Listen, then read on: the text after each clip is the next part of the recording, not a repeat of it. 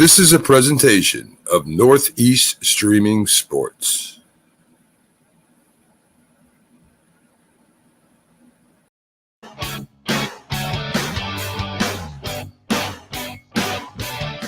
Good morning, everybody. This is Keith Engel, and you're watching Start It Up here on NorthEast Streaming Sports, live on Roku. We hope you all had a great weekend. It was hot, but it was nice.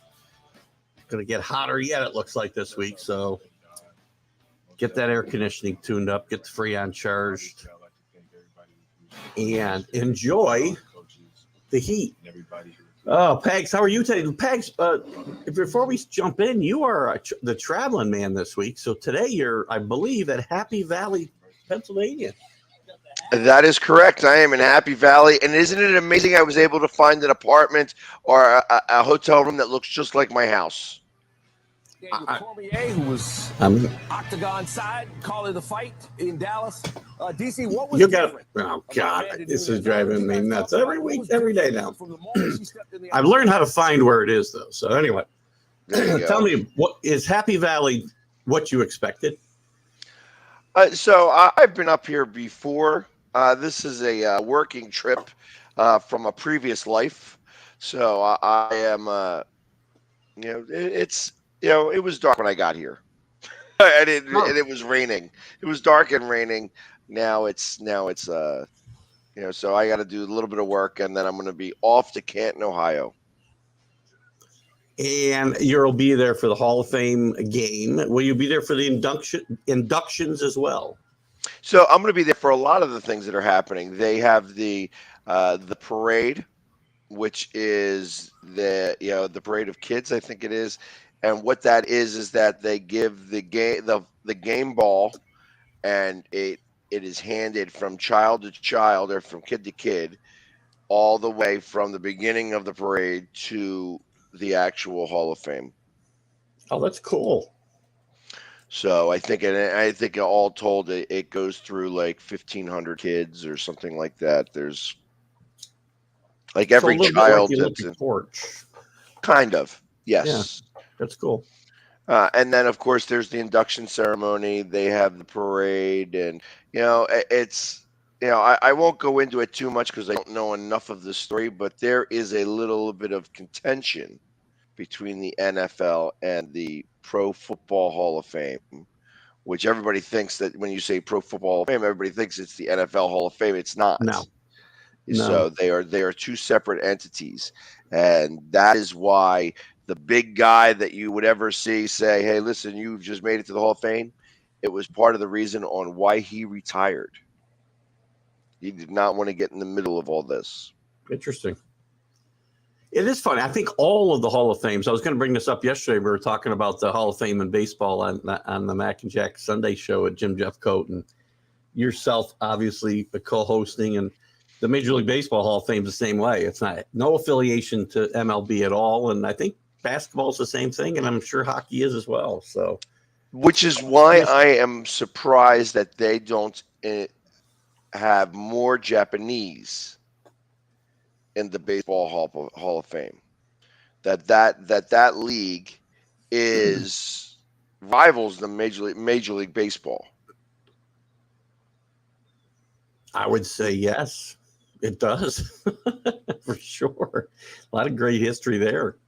For sure. So anyway, we're going to be looking forward to Pags Reports all week on the road in Canton. A lot of stuff going on. The inductions are actually Saturday night, I believe, right?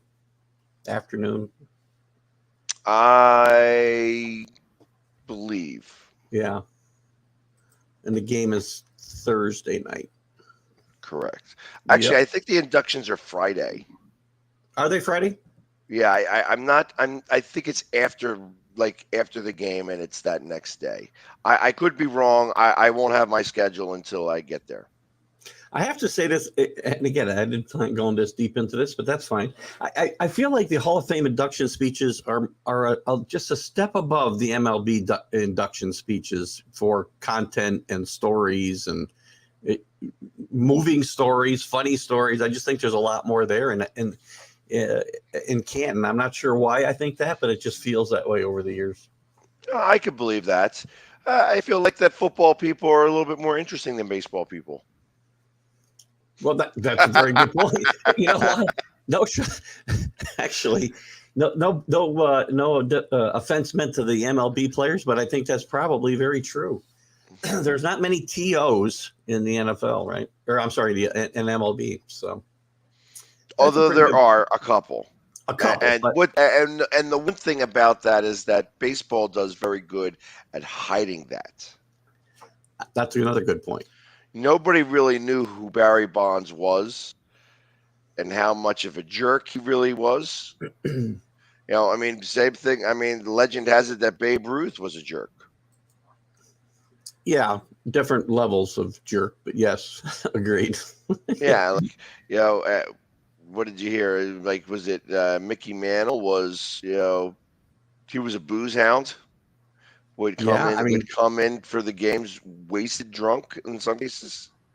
All the reason, I don't know if you've ever read the book, but Ball 4 by Jim Bouton was such a controversial book back in 1970 because it was the first book that really outed all these guys for what they were actually doing out on the road and womenizing and the greenies in the clubhouse and all the stuff that went on. And if you read it today, compared to the tell-all books you read today, it's very mild stuff, really. Right. And it's amazing that people were in such uproar over it. So anyway, we diversed off the path there today, but that's fine. That's what this show is for. Listen, I want to start today, and I told Pags that I just felt that to start with a story. We just start with baseball because it's the most prominent sport at the moment until football really cranks up. Yesterday, we had the passing of one of the greats in any sport. Bill Russell, the great Celtic, died yesterday at 88 years old. And I'll tell you what, I talk a lot about Tom Brady being the greatest winner of all time, and he's not even close to Bill Russell. All respect to Tom Brady, Michael Jordan. Nobody touches Bill Russell for the greatest winner individually of all time. 12 NBA championships, 2 college national championships. Really, I don't know. Maybe you and I can talk about this a little bit as you're a Sixers fan and certainly know their history. And Wilt spent a little time in Philadelphia. The perception is that he dominated Wilt through the years because of the championships that he won and Wilt didn't. But Bill Russell is certainly a great part of NBA history and certainly Celtic history. And also the civil rights, because he was a big mover and shaker there in the mid to late 60s, stood behind Muhammad Ali, actually helped with some of his teammates when they would go south. And I think as far south as they went there was St. Louis. But when his black teammates could not eat at the same lunch counter they were letting him eat at, he made a big stink and helped change some of that. So a very important figure in the NBA, not just for the wins and losses, but for some of his activism as well. Do you have any thoughts on that and the great Wilt Bill rivalry? Well, it was. I mean, obviously, he was well revered, and of course, the story is that he did dominate Wilt. The truth of the matter is that they had some battles and some wars, and Wilt actually got the better of him a lot of times, but Russell did have a much better team around him. Excellent point. Than Wilt did. And so that's really so Russell was part of a team where Wilt was carrying a team. And that's really the biggest difference between the two of them. Not to poo-poo what Russell did. Obviously, winning 12 championships, 14 championships in total, is a big accomplishment in for any one person. And he was looked at as one of the most dominant centers of his era. So I mean, obviously, and the fact that he was a Boston Celtic kind of makes it all the worse for me. But I'm sure it does. But and it's and as far as the civil rights, it's interesting because and I'm only going to mention this briefly because it's not really sports related. But Nichelle Nichols also passed away yesterday. Yes, I'm glad you brought that up. She was also she was, for anybody who doesn't know who she was the communications officer in the old Star Trek, and of course she was a woman of color, And she was going to quit the show at one point, and Martin Luther King stopped her, saying, "Hey, you're the first woman of color who's not in a stereotypical role, and you can't quit." And she didn't quit after that. So, like, it's interesting how sometimes things happen, congruent to each other, and they both happen to pass away on the same day. I'm glad you brought that up because I am a Trekker. It's not Trekkie for us guys who are not geeks, by the way. It's Trekker. and I knew that story, and it hadn't come out until the last, I don't know, 5 or 6 years. Maybe I lose track of time. It could have been a little bit longer than that, but it was not a well-known story about Nichelle Nichols. And I did note myself that they both passed away in the same day. I wasn't going to bring it up here, but I'm glad you did. I felt it'd be self-serving if I did, because I am a Trek fan, and I don't know if you are, but certainly important to that franchise. And obviously, that Martin Luther King story is a pretty cool story, actually. Yeah, I found out about Bill Russell. I actually announced to a crowd. It's interesting how I wind up being in interesting places and happen to announce certain passings. The last big basketball passing that I announced was at the Pro Bowl, where I happened to tell everybody who was. I mentioned it to a guard in front of everybody. I'm like, Kobe Bryant passed away and died in a helicopter accident, and everybody's like, "No, that ain't true." And then they started looking at their phones, and it went from excitement waiting for the players to go out and hit the field to a somberness that just washed over the 1,000 people I happened to be around. And it was just interesting how that worked. Same thing kind of happened yesterday. We were all excited. I was doing some filming for a television show that's going to be coming out here in the next couple of months. And, I happened to say, "Oh, Bill Russell passed away." And it didn't have the same effect because Bill Russell is not somebody who's around. When you tell younger people, they're like, "Who?" I mean, obviously he played a long time ago in comparison. He played in the 60s and 70s. And as he got older, it wasn't as big a figure in the NBA, kind of, just kept to himself for the most part. Would come out on occasion, but, for the most part, he wasn't really in the limelight. But some of the older people knew who he was, and then you start talking about stories between him and Wilt, and just like, when did you see him play, if you ever saw him play? Because I never got to ever see him play. No, me either. Only on tape. I was still too young when he retired at 16. Not at 69. Sorry, in 69. Right. I wasn't born yet. So he was actually the first black coach in the NBA as well, which a few people don't know. He coached the Celtics to a championship his last year. He was a player coach, which people don't realize either. So was that like Red Auerbach just stepped aside? He stepped aside, gave the reins to Bill, and he played another year and coached. He didn't coach here long, just a couple years, and then he moved on. Coached the Seattle Seahawks, Supersonics later on, and I guess he also had some. I think he was a GM of the Sacramento Kings for a while, which was not quite his shining moment, but he did have quite a varied career in the NBA besides just the playing. So, great player. I also learned here that if you're in front of a bunch of people, I should probably wrap myself in bubble wrap or something, just so I'm safe for that day. I don't want you announcing my passing in front of one of your crowds, I think so. And hopefully they can all tell stories about you when that happens.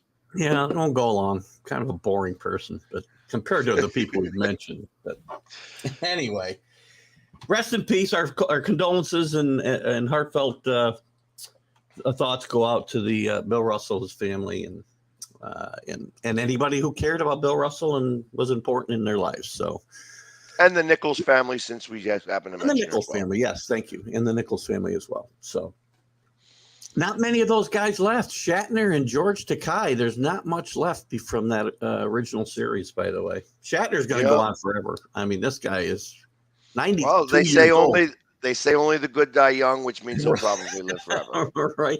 I see William Shatner at 92, and I go, man, I hope I look at like that at like 75 for crying out loud. God bless him. He's still doing Priceline commercials, isn't he? I think there's a little bit of Priceline. He went up in the giant penis with Jeff Bezos there a few months back. Sorry, I can't look at that spaceship penis joke. Oh gosh, people who don't know what I'm talking are probably like, "What's wrong with this guy here?" Jeez. Yeah, well, at least he wasn't shot out of it.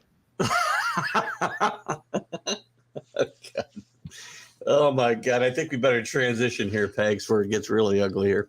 I think there was some sports that happened this weekend. There were some sports, actually. There was certainly a lot of movement in. Well, not a lot of movement on the trade front. We're not going to dive too much into that, but we'll look here at the Major League Baseball scoreboard. We'll dive into some of the. I think we had one big trade since you and I were last together with Luis Castillo moving to Seattle. We'll talk a little bit about that and what might come in these next 48 hours. So I'm a little surprised it's been as quiet as it has. But let's go through the scoreboard quickly, and we'll jump on some other things.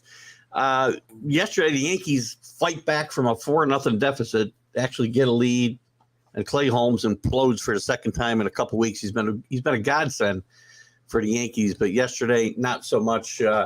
Perez, after being out for quite a while, I think this was his first week or weekend back in months, and he beat the Yankees up a little bit yesterday with a home run to win the game or put them ahead. The Yankees could not come back in the bottom of the ninth. They lose 8-6 over the Royals yesterday, but they do maintain their large lead, and they won 3 or 4 games, so they kind of righted the ship a bit, which you tend to do against teams like the Royals. The Blue Jays keep playing pretty good baseball, win 4-1 over the Tigers. Chapman homers again. Berrios gets the win in this game, who, by the way, has not pitched great for the Blue Jays, and he's somebody, if he turns this around in the second half, he's a guy I love. When they got him from the Twins, I thought it was a big deal last year. He does have 8 wins, but his ERA is hovering around 5, so be a big deal for the Blue Jays if he can right himself before the playoffs. Interesting, with this National League race, by the way, everybody's winning on a win streak. The Mets, I think, have won 3. The Braves 6. Braves have won 6. The Mets have won 6. The Braves. Oh, the Mets have won 6. Sorry, you're right. I wrote this down backwards. 6 for the Mets, 3 for the Braves, and 5 for your Phillies. And we'll dive into these stories. The Braves beat the Diamondbacks 1-0. Riley with a double in the ninth to get them the win. Kenley Jansen gets the win in this game. Listen, the Braves only 3 games behind.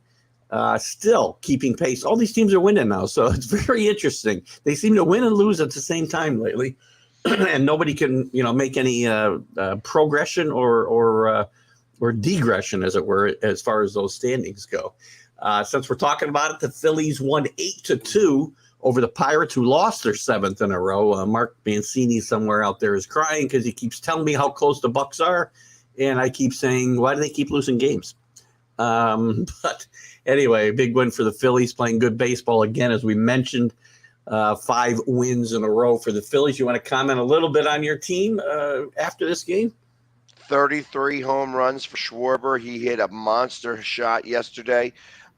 He's now already 1 home run over last year's total, which was the highest in his career. So he's definitely made me a liar, or just made me look foolish, because I didn't really like this signing initially. And obviously he's figured out the swing. He's figured out what was going on before, and hopefully he can keep this up for another 2 more years. Well, not only you didn't like the signing, but if I remember right, it's a ways back for a guy like me.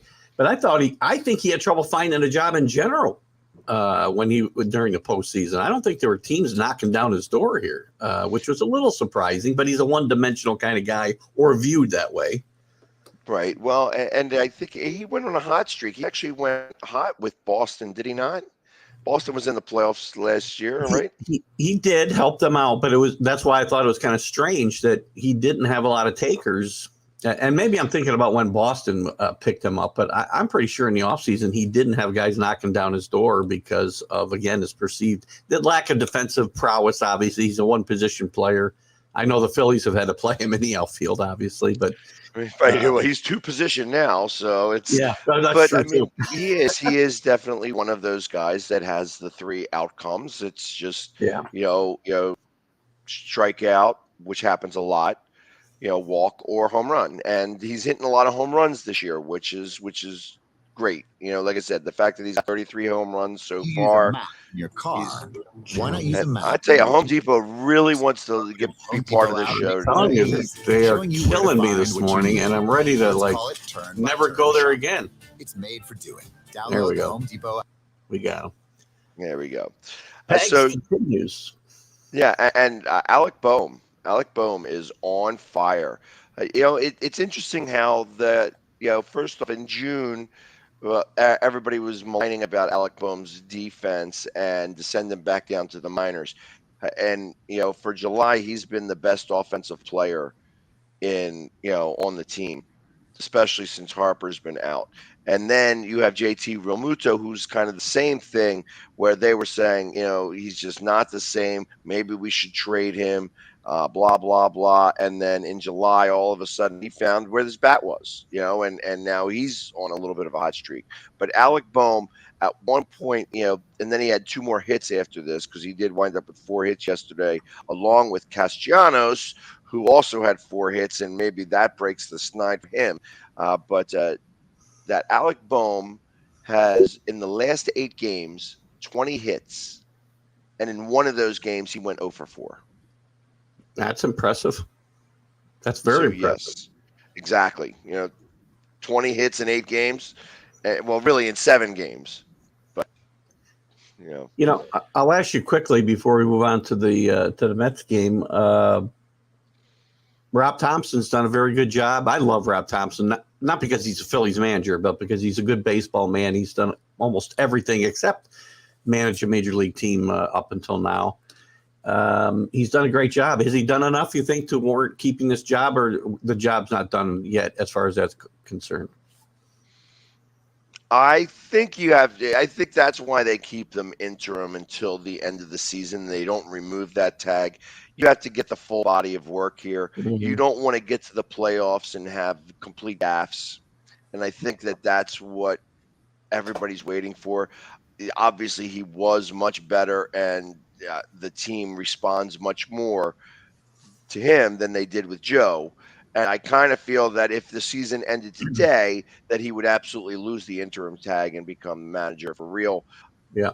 However, I can't say that until the season is over. You don't want to have the September swoon that the Phillies have had in the last couple of years. We have to make it to the playoffs, or we have to have a good reason why we didn't make it to the playoffs.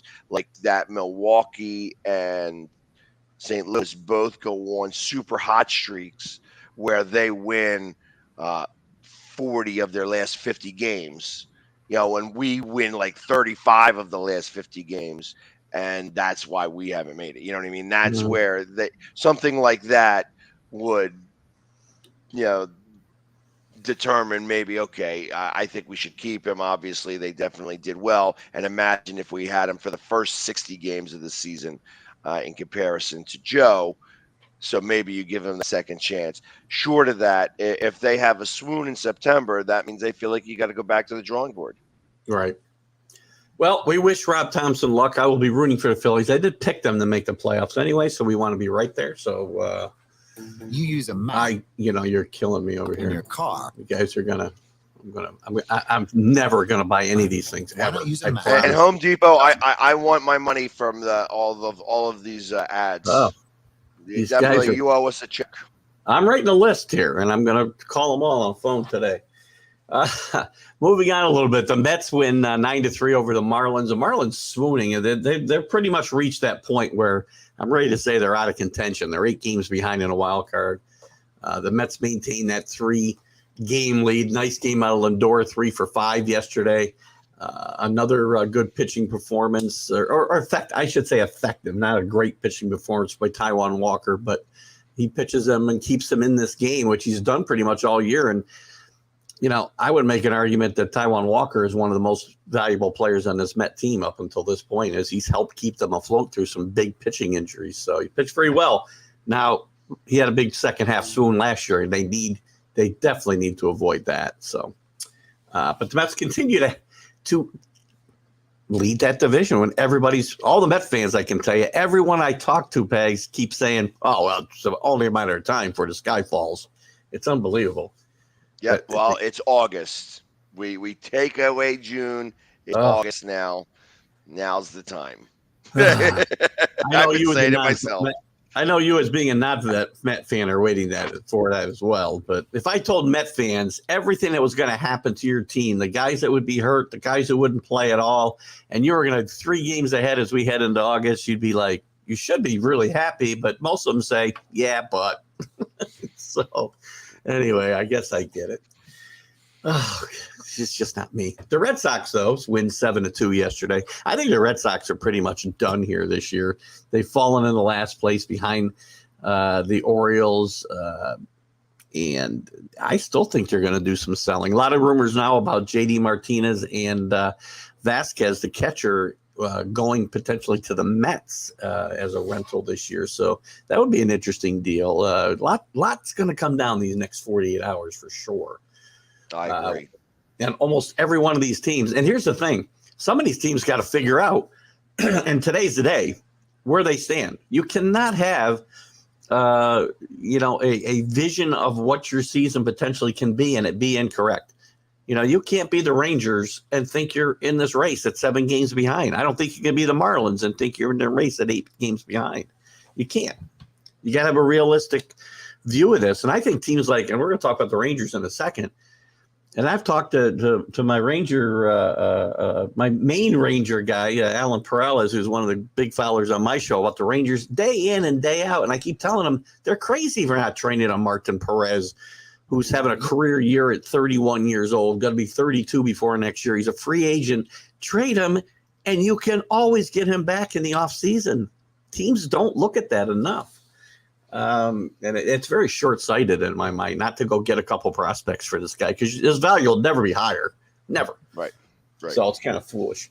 I just thought I'd throw that in there. The Cardinals beat the Nationals yesterday 5-0. They remain, I think, a game. I had a little note it's here. A half game. I think Half it's game either now. a half game or a full game. I'm not sure if they lost. They lost one of the series, and that's what maybe made them. Let's see if they.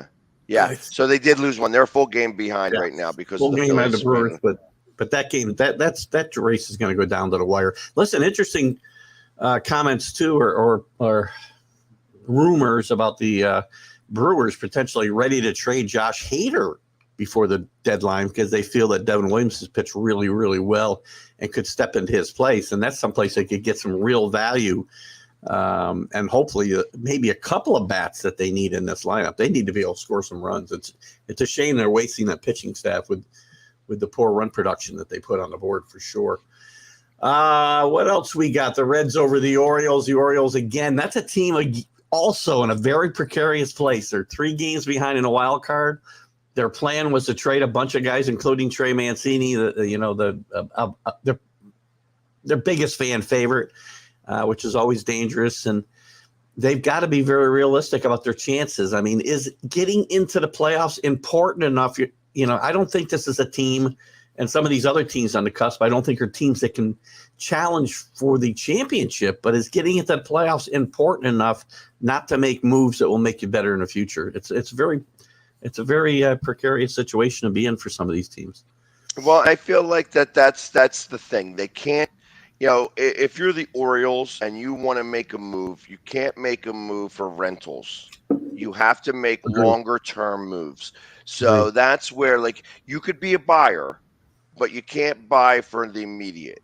The immediates, teams that I think that need to buy for an immediate level are, the Yankees, maybe, the Yankees, Seattle, maybe, because I think the problem is that Seattle goes hot and cold from year to year, and that's part of the thing where they're doing well this year. Doesn't mean that they're going to do well next year.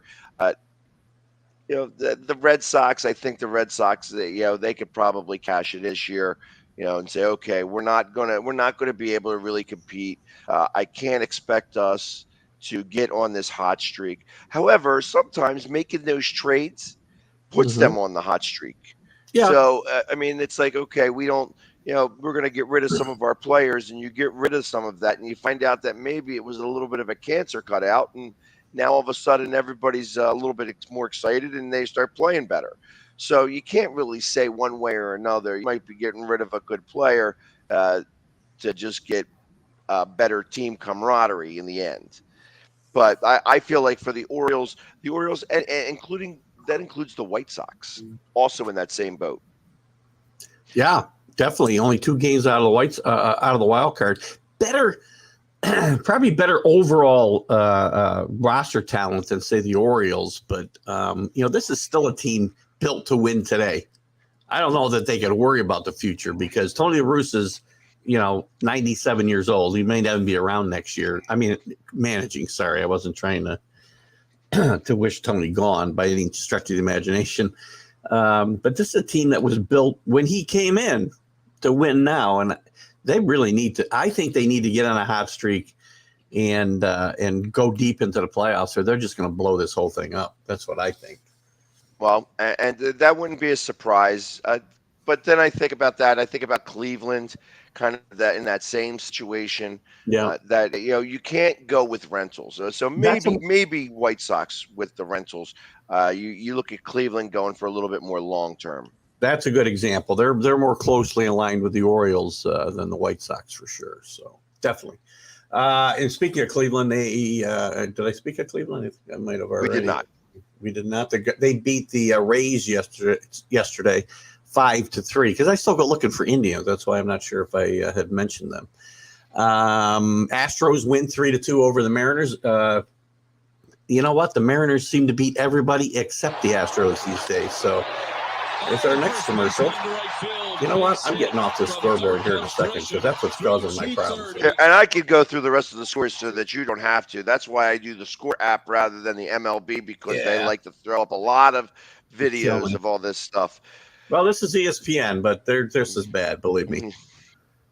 So the Dodgers beat the Rockies 7-3. And the Rockies definitely falling off. They're probably going to be blowing stuff up there in a little bit. The Twins lose to the Padres 3-2. These are teams that definitely it's like each day is a little different, and I feel like the Twins have the biggest ability to possibly swoon so that the White Sox or the Guardians could catch up in this mix. Yeah. So that's what keeps this race so close in that one. That obviously the Twins are just. I don't think that they have the team that allows them to be able to stay, to stay strong for that long of a time. It's going to really depend on their pitching, and I guess that they're going to have to make some moves to stay on top right now. Because, like I said, there's still enough games left where 7-game leads have been lost in this amount of time. Oh, definitely, or less. Or less. So, just look at the Mets in about 2 weeks, about 10 years ago, right? Right. And your guy would be very happy with this. The Rangers did beat the Angels 5-2. And real quickly in that news, since we're getting late into baseball right now, is that Mike Trout should be back. And that was one of the stories that I was reading. That it went from hey, your career's over to hey, you'll be back playing in a few minutes.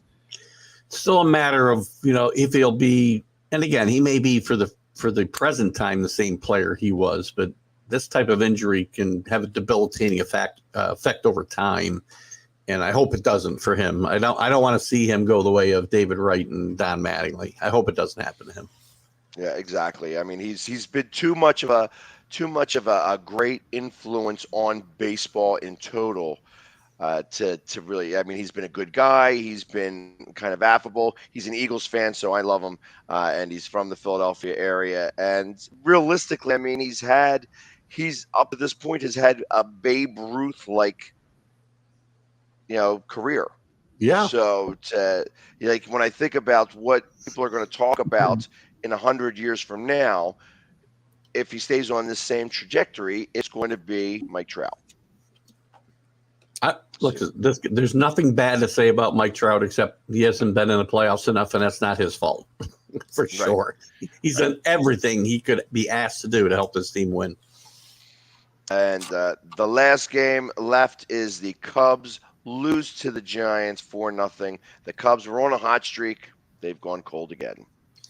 Giants with 2 wins in a row for the first time since, Jesus, I can remember, for crying out loud. That's fairly impressive. They go back to 500, but the rumor is that San Francisco is going to be sellers. It's funny because not even a few days ago, you and I were reporting that they were saying they were not going to move Rondon. They were not going to move Peterson. And now they probably are, as they probably should, because, they're not. Look, again, this is another team. Could they sneak into the wild card? Yep, they could. They're only 4 games back, I think. But are they going to win a championship? No.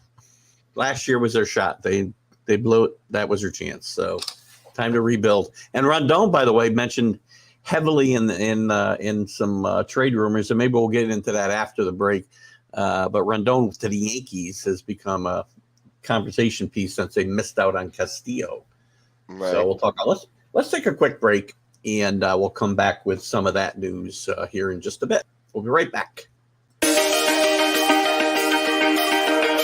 The Hometown Foundation is excited to bring back the Dream Ride experience, August 26th to the 28th at Connecticut's Farmington Polo Club. Join us in celebrating the accomplishments of our Dream Riders while enjoying live music, a car and motorcycle show, family fun zone, pet adoptions, canine demonstrations, the Fireman's Chili Cook-Off, and much, much more.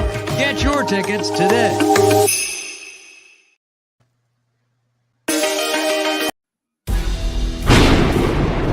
See right now, without LeBron, Lakers are struggling.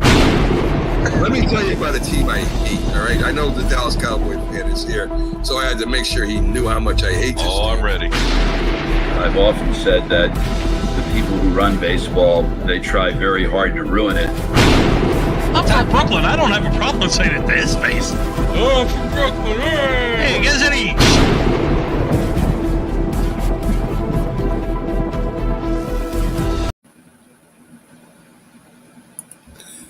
This is a presentation of Northeast Streaming Sports.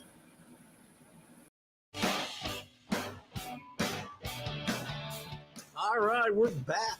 Better than ever. Keith Engel with Jamie Paggs, the Philly sports guy, and you're watching Start It Up here on Northeast Streaming Sports. We got through a lot of stuff in the first 37 minutes. Man, the show flies these days. A couple things before we move on to some other sports. I know there's some NFL news definitely we've got to get into, Pags, but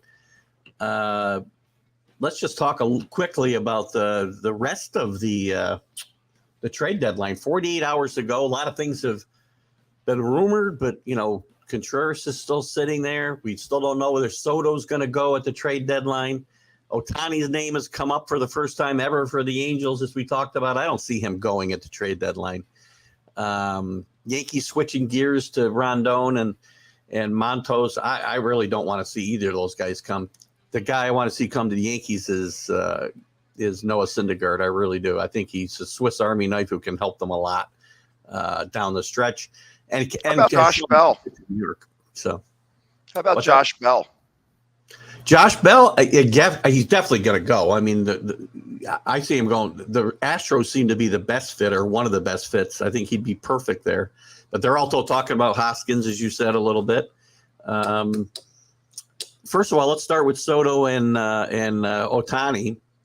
Do they both go? I think Soto is 50-50 to go before the deadline, and Ohtani is 0% to go before the deadline. Yeah, Soto, I think the only reason why that number keeps rising is Soto. Soto's like, I want this to be done. I'm tired of this already. I don't want to be in the news. Yeah. Which I feel like that attitude keeps him away from the Yankees.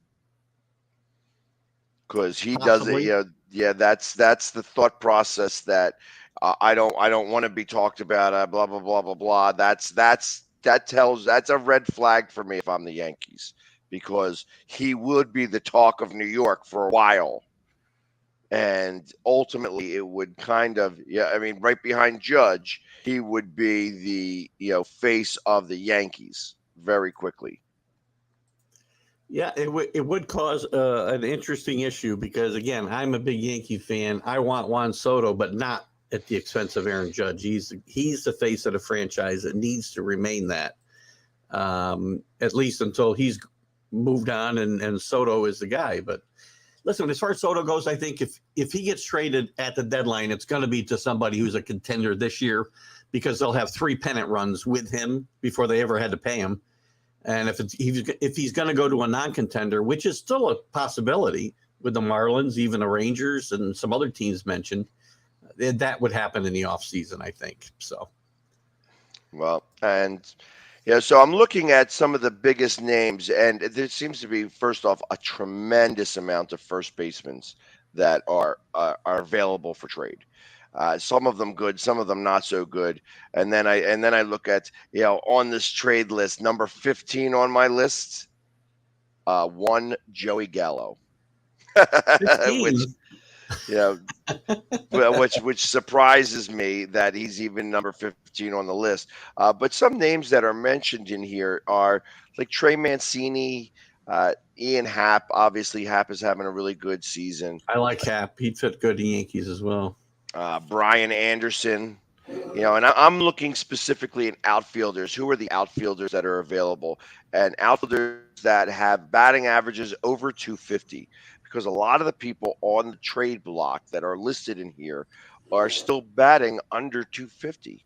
And I know that the batting average throughout the entire league is low, but I think that has more to do with that. It's not the ball. I think it's just pitching has been that much better this year. I'm tired of hearing about the ball. Aaron Judge has got 42 home runs. He's hitting the same ball everybody else is hitting. Well, maybe they warm it up a little bit differently in that humidor than. That's possible. That's possible.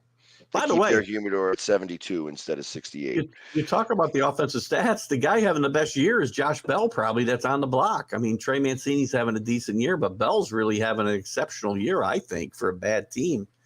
And also JD Martinez. Yeah, with the Red Sox is doing really well. Obviously, they said that Xander Bogaerts is not going to be traded. I don't know about that. You know what I mean? I feel like that's it. If the Red Sox, amongst other places, are more apt to trade and then re-sign next year, I feel like they have that idea. Well, that's the thing. It brings you. This is a conversation that doesn't happen enough. Anytime you have a guy, you're letting a guy go to free agency. If you're not going to sign him before he's a free agent, what's the point? You're going to negotiate him with him as a free agent either way. You might as well trade him, get some value, and then go negotiate it with him. Anybody who's in his walk year and you're going to let him reach free agency, it's kind of ridiculous not to. Of course, unless you're in contention. Yankees aren't doing that with Aaron Judge, obviously. Right. But I mean, obviously, but some of the better, free agents or not free agents, the better trade pieces. Some of them, I mean, there's only a couple of people batting over 300. Yeah. Everybody else is under 300, and in some cases, well under 300. Yeah. So, and this is only. And a dearth of starting pitching, by the way, Pegs. There's not a lot. And that's the other thing. I'm only going about position players. The pitchers also. There's a lot of bullpen availability around. You will see a lot of relievers traded. Yes. Starting pitchers have not had much to be able to, do. Like obviously Castillo was one. He's, and he was more of a reliever. I don't even think he's a starting pitcher as much, but obviously he's been starting this year. But I think he'd be better in the bullpen because he hasn't had that many starts. Yeah. Rodon is also the same one, or Carlos Rodon from the Giants. I guess you could say Montas. Montas would be there, yeah. And he's number 3 on the list. Number 4 on the list. The Rangers are nuts not to trade Martin Perez. Definitely. And then you have Evaldi, who's number 5 on that list. And then you have Tyler Mahle. I'm saying his name wrong, I'm sure. Tyler Mahle. I think it's Mahle. I'm not positive, though. Yeah, but he's got like a 4.5 ERA. You know what I mean? Is that really worthwhile? Are you able to blame that on the pitching, or as it could be some of the fielding over there Yep. in Cincinnati? Stroman from the Cubs, Bednar from the Pirates. Now, and I thought out of all the people, he's a relief pitcher there, but the one guy that I saw, Contreras. I think Contreras is somebody who's going to absolutely be moved from the Pirates. He's having a pretty good season. He and is. He is. still has it. Obviously, the Pirates can't score runs when he's there, but he's been acting as if he was their number one pitcher. Yeah, and he'd be a good back of the rotation pickup for most of these teams that are in contention for sure. I'm surprised he's not taking the ride with Philadelphia on the way out. I'm surprised that they haven't been able to do something with that, because he would actually fit really well, and I can't imagine it would take much. I mean, he's older. It is a rental type of situation. He's been bounced around a little bit. He got some of his form back this year. So, I mean, I'm surprised that Philadelphia didn't leave with a couple of pieces from Pittsburgh. Yeah, there's going to be a bunch of trades, but as far as star power goes, unless Soto goes, I don't think it's going to be anything shocking what we see. But there's always a surprise in there. So we'll see what happens. And we'll be here tomorrow and Tuesday to actually, when is the trade deadline? Tuesday. So I guess we got Tuesday 3 more days. Tuesday at 6 o'clock. Yeah. So we're going to go a ways. Let's switch gears before we run out of time. I know we got some NFL news. I'll let you lead the way there. Deebo Samuel is going to remain a 49er for at least 3 more years. He signs a $71.55 extension. Some of the details do not really, he has a max value of 73.5. He's got 58.1 guaranteed. And that's a lot. It is. So ultimately, 58 million guaranteed.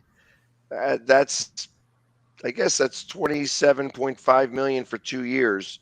Yeah, they could drop him on that 3rd year if they wanted to, but that's a lot of money still a lot of money. It is a lot, but he's the guy that makes that offense go too. And they need, without him, they're nowhere. Well, especially they're not going to be able to go very far, especially with that quarterback without him. Most likely. That was the thought process there. While you have your quarterback for that 3 more years under that rookie contract, you got to pay somebody, and you might as well pay Deebo. Agreed. So do you have Jimmy Garoppolo news for us while we're on the 49ers? I do not. I heard that. I don't have him on my list of stories here. However, I heard that they definitely were not going to put him on the PUP, the physically unable to perform, because he was able to come to camp. But why don't you tell me what you've heard? I heard a rumor last night. I'm not sure how good the source is, that the Giants and 49ers are having some conversations about Jimmy Garoppolo. Be very interesting. Not a surprise. Yeah. Like I said, I feel that that Daniel Jones has probably got a little bit of a bug. I wouldn't be real excited because of the way he's being treated over there.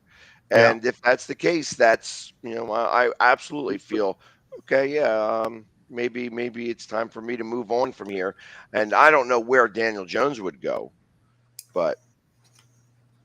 Is he going to carry a clipboard? Is he going to? I guess he is going to carry a clipboard somewhere. But I didn't think that was a great pick. That's why I've been saying pick 6 Daniel Jones ever since he came out. I remember doing an interview with a Giants fan that said, "Yeah, I think we could have had him in our 2nd pick in that draft rather than the 1st one. I don't think anybody else was going to take Daniel Jones." But I had this conversation with Dan Harris on our New York show that he does from the UK. And, I'm not telling you Daniel Jones is any great shakes or maybe ever will be, but Daniel Jones takes a lot of grief, and it's not his fault he got pick 6 in that draft. That was a Giants, and if he hadn't gotten pick 6 in that draft and he went in the 2nd round, I think you'd be looking at Daniel Jones's progression a whole lot differently than you do now. That is correct. I absolutely agree. So I thought that the Giants really made a mistake by taking him that early. They could have done a lot better with that pick. And really, they had 2 picks or 3 picks in that first round. They could have gone later and gotten him still. It wasn't. I don't think he was that high on anybody's board. Agreed.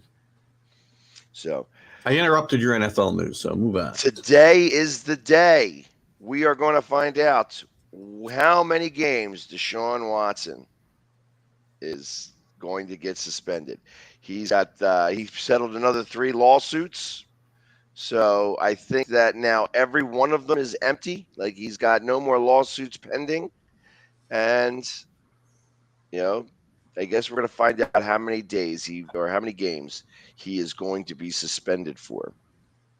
Interesting. Yep.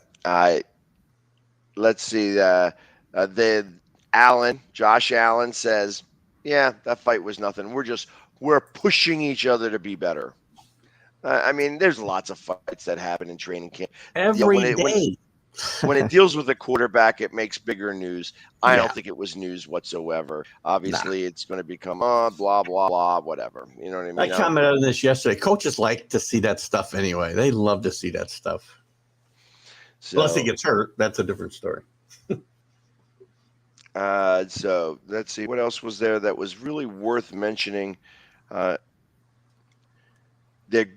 Hopkins from the Cardinals is going to be suspended for the first 6 games. At least they're preparing for this.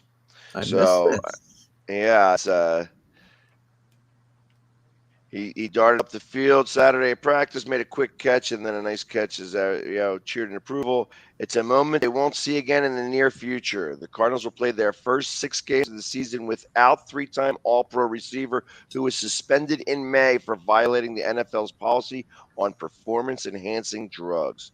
He can return on my birthday, October 20th, for a Thursday night game against the New Orleans Saints. Interesting. Well, he can do some of the film study for his quarterback maybe in that 6 weeks, help him out a little bit. Well, and when you're suspended, you're not allowed to be on the sidelines either, correct? You are not. You cannot go. You're not supposed to go to practice, much less participate. And the way I understand it, in that type of suspension, you're away from the team for 6 weeks. Yeah, that I don't. I mean, I guess that's really tough. He probably stays. He doesn't go out on the field. He's probably in the building. Oh, I'm sure they find a way to keep him involved a little bit, Right. It's just those are the types of things that so and everything else is more or less just reports on, camps, different things that are happening. I didn't hear very much about anything else other than in Philadelphia, in Dallas. Everybody's saying that Zeke is coming a lot better this year, that he's healthy for the first time, and that he's going to, he's got to be the lead back with Pollard being the backup. I'm happy about that because I think Zeke's lost a step or 2 in that regard. And that, previous number 1 pick, Jalen Reagor, who was chosen instead of Jefferson. And that's the name. That's what's happened throughout all of time, obviously, because Jefferson got chosen right after him, and Jefferson's had a much better career. Is maybe not going to find a spot on this team with the Philadelphia Eagles. We have 4 guys that have almost guaranteed their spot already, because you have Smith, Brown, and then Quez Watkins. And then everybody forgets about Pascal, that they wound up getting Pascal from Indianapolis. So those are the top 4. Then you got then you're trying to figure out who's going to be that 5th one. He might be that 5th one, but they also got a great wide receiver who's also a fantastic hurdler, in Devin Allen.